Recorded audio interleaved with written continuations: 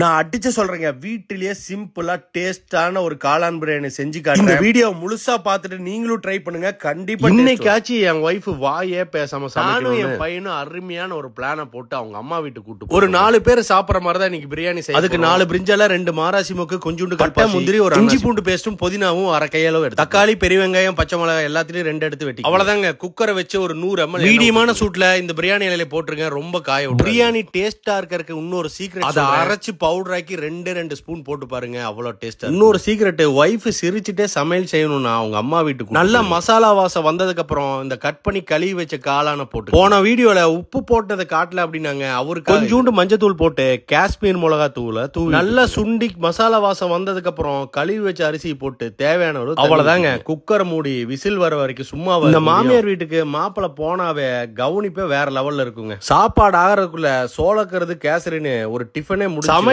ஆனதுக்கு அப்புறம் அது கிச்சன்லயே டேஸ்ட் பார்த்தாதாங்க சாப்பிட்டேன். ஒரு சின்ன பிளேட் வாங்கி சாப்பிட்டேன் பாருங்க, என் ஒய்ஃப் கைவண்ணமே கை. சும்மா எல்லாம் சொல்லிங்க, உண்மையாலுமே டேஸ்டாவே. அவ்வளவுதாங்க. இந்த ஞாயிற்றுக்கெல்லாம் வந்தாவே சமையல் செஞ்சு இந்த ஹால்ல உட்காந்து சாப்பிடுற நம்மளும் தரமான ஒரு காளான் பிரியாணியை மத்தியானம் சாப்பிட்டு முடிச்சாச்சு. நீங்களும் இதை ட்ரை பண்ணி. இந்த வீடியோ பிடிச்சிருந்தா ஒரு லைக்கை போட்டு, காளான் பிரியாணி யாருக்கெல்லாம் உங்க ஃப்ரெண்டுக்கு பிடிக்குமோ இந்த வீடியோ அடுத்த ஒரு தரமான வீடியோக்கு மறக்காம நம்மள ஃபாலோ பண்ணிக்கிங்க. நான் ஹோண்டா கார்த்திக்.